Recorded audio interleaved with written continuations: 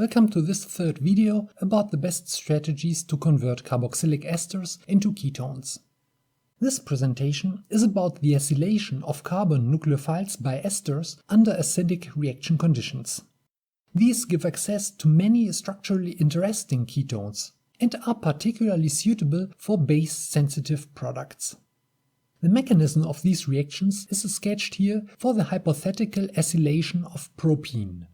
Esters become more electrophilic in the presence of Lewis or Brønsted acids. Carbon nucleophiles can then form a new C-C bond with the ester and yield a hemiacetal. Elimination of the alcohol then releases the ketone. Unfortunately, ketones tend to be more electrophilic than esters and can react with a further equivalent of nucleophile to yield a tertiary alcohol, or an alkene. Sometimes the tertiary alcohol may even react with a third equivalent of nucleophile and yield, for instance, triaryl methanes. One further potential side reaction is the dealkylation of the ester. This will occur particularly readily with benzyl, allyl or tertiary alkyl esters. Then also the nucleophile may be converted into a carbocation by the acid and oligomerize. This happens often with electron-rich alkenes such as styrenes or enol ethers. The most common nucleophiles used in these acid-mediated acylations are electron-rich alkenes such as enamines or enol ethers. Then many examples have been reported of the acylation of electron-rich arenes by esters. Dielectrophiles such as lactones or acrylates may even react with arenes twice and yield bicyclic products. Even some alkynes can be acylated by esters under acidic reaction conditions. I'll also show you some examples of the acylation of ketones by esters. Such reactions are rare, though, and most ketone acylations have been conducted under basic conditions, as discussed in part 2 of this video playlist. This is an example of Lewis acid-catalyzed coupling of a silyl-ketene acetal with an ester. Instead of a ketone, the silylated hemiacetal was obtained. Also methylaluminoxane could be used as Lewis acid for such reactions. Hydrolysis of the silylated hemiacetals was achieved by treatment with aqueous hydrochloric acid at room temperature. Enol esters are also nucleophilic enough to react with esters in the presence of Lewis acids. In this example, a slight excess of aluminum chloride was used and a high yield of an unexpected 1,3-diketone was obtained. One possible mechanism of its formation is sketched here. The high yield of symmetric diketone is, though, surprising, because the acetyl chloride formed was not removed from the reaction mixture by evaporation. In this example, a simple alkene, cyclohexene, was acylated by an acylium cation. Both these intermediates were formed by treatment of cyclohexylcrotonate with methane sulfonic acid. The resulting divinyl ketone underwent acid-catalyzed Nazarov cyclization to give the final product, a substituted cyclopentenone. This example here is an instance of intramolecular acid-catalyzed acylation of an enamine by an ethyl ester. Intramolecular reactions yielding 3, 5 or 6-membered rings proceed much faster than intermolecular reactions and cannot always be extended to intermolecular processes. Here, the formation of a 6-membered ring certainly helped. A quite large amount of trifluoroacetic acid as catalyst and a long reaction time were required to attain complete conversion. In this example, again a large amount of catalyst was required, triflic acid in this case. Without any solvent, N-methyl indole was acylated by a large excess of methyl octanoate. This is an instance where also the nucleophile was protonated by the acid and may have dimerized to some extent. Indole dimers are good reducing agents and could cause the reduction by hydride or electron transfer of some products or electrophiles. In this reference, though, no further products were mentioned by the authors. Simple ethyl or methyl esters may acylate electron-rich heteroarenes, as in the previous example, but cannot usually be used to acylate less reactive arenes.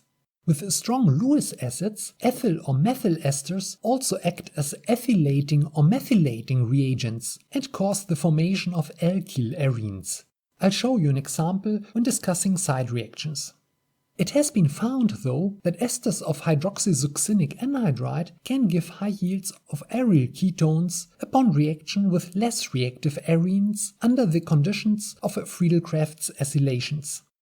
Here, for instance, chlorobenzene was acetylated with a slight excess of acetoxysuccinic anhydride. A large excess of aluminum chloride was, however, required. This is more of theoretical than practical interest, since acylations with acetyl chloride work even better. Lactones may react with arenes either as alkylating or acylating reagents, or as both. In this example, a rather clean acylation of difluorobenzene was achieved by treatment with only a slight excess of aluminum chloride. Such reactions must be stopped as soon as the limiting starting material has disappeared, because otherwise cyclization or dehydration will occur. Here, the electrophile was a formaldehyde aminal of protected aspartic acid. Again, the acylation was brought about by an excess of aluminum chloride. The result is surprising because under acidic conditions, formaldehyde derivatives are converted into highly reactive oxy- or aminomethyl cations, which quickly alkylate most arenes. Apparently, this was only a minor problem here. As mentioned earlier, lactones contain 2 electrophilic carbon atoms and can form bicyclic compounds upon reaction with arenes. This is such an example. Here, butyrolactone was treated with an excess of benzene and aluminum chloride, and a high yield of tetralone resulted. Despite the excess of benzene, the cyclization was fast enough to preclude intermolecular reaction of the intermediate hydroxypropyl ketone with benzene. In this example, an ethyl ester underwent intramolecular Friedel-Crafts acylation upon treatment with sulfuric acid. Neither ethylation nor sulfonation of the arene occurred. This example is similar to the previous one. Instead of sulfuric acid, methane sulfonic acid was used, which is easier to recover and purify by distillation. Then, alkoxyarenes are significantly more reactive than benzene or alkyl benzenes. Here, either a cyclohexanone or pentanone were potential products, but surprisingly, mainly the 6-membered cyclic ketone was formed. This was not to be expected, because 5-membered rings are usually formed much faster than 6-membered rings. So much for theoretical organic chemistry. Fluorenone is particularly easy to prepare by intramolecular acylation. Many different derivatives of 2-phenylbenzoic acid will yield fluorenone upon treatment with acids, including the ethyl ester, as shown here. Even 2-phenylbenzyl alcohol or benzaldehyde yield fluorenone when heated with acids in the presence of some weak oxidant.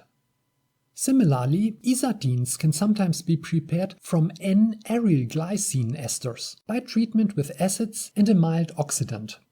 In this example, trifluoroacetic acid and oxygen cyclized such N-aryl glycinates into isotenes. The reaction only gave a high yield with electron-rich arenes. Quinolones, such as the product of this reaction, are an important class of antibiotics. These are often prepared by cyclization of malonic acid derivatives, as in this example.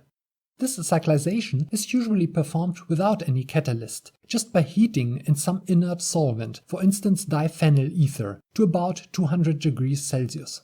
It is also possible to effect the cyclization at lower temperature, however, in the presence of acids, as shown here. Like lactones, also acrylates are dielectrophiles that can yield bicyclic products upon reaction with an arene. In this example, a dimethyl acrylate was condensed with benzene and hydrogen fluoride. Dimethyl acrylates are weak Michael acceptors only and do not readily react with nucleophiles, but here a high yield of indanone was attained. This is a further example of acrylate annulation, again with an unreactive, sterically inaccessible acrylate.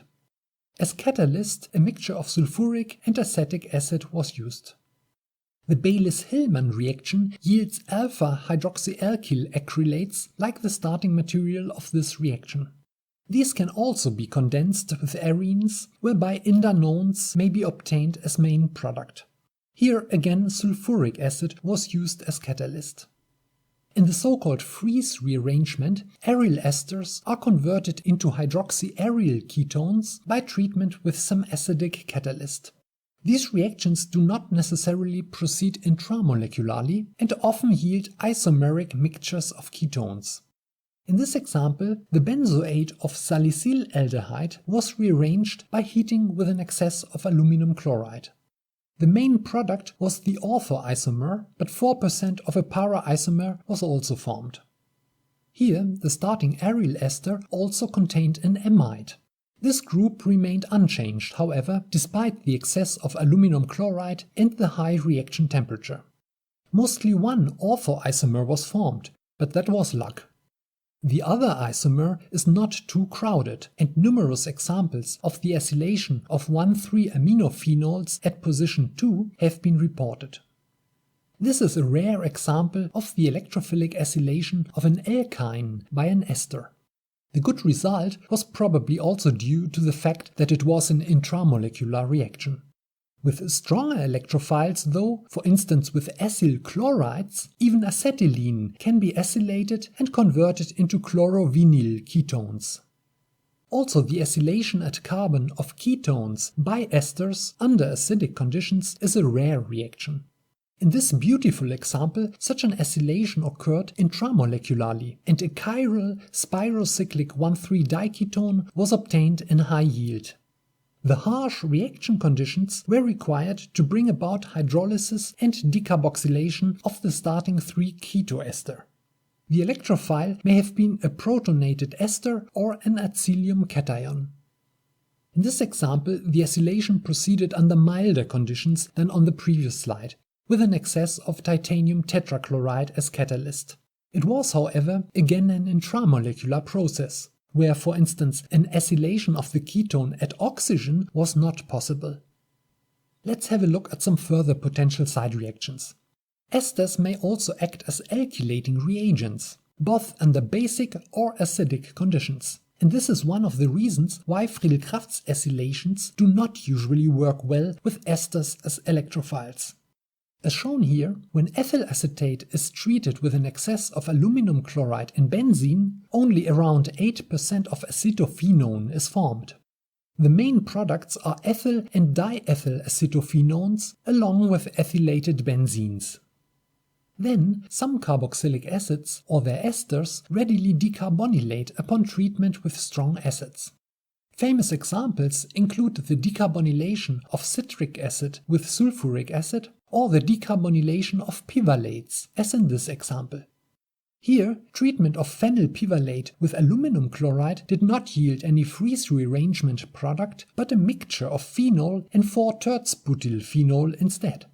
Other carboxylic acids that may form a stabilized carbocation also react this way. This example is closely related to the decarbonylation of citric acid. The carbon monoxide was, however, oxidized intramolecularly to carbon dioxide by reductive cleavage of one carbon-oxygen bond. Dehydration also led to the formation of a furane, which, surprisingly, was not acylated intramolecularly. The yield was not very high, though. Ketones and aldehydes can alkylate electron-rich arenes under acidic conditions, what can cause the formation of di- or triaryl methanes. In this example, the initially formed aldehyde underwent twofold Friedel-Crafts alkylation to yield a triaryl methane. Because all three arenes are electron-rich, such compounds are readily oxidized to intensely colored cationic triaryl methane dyes.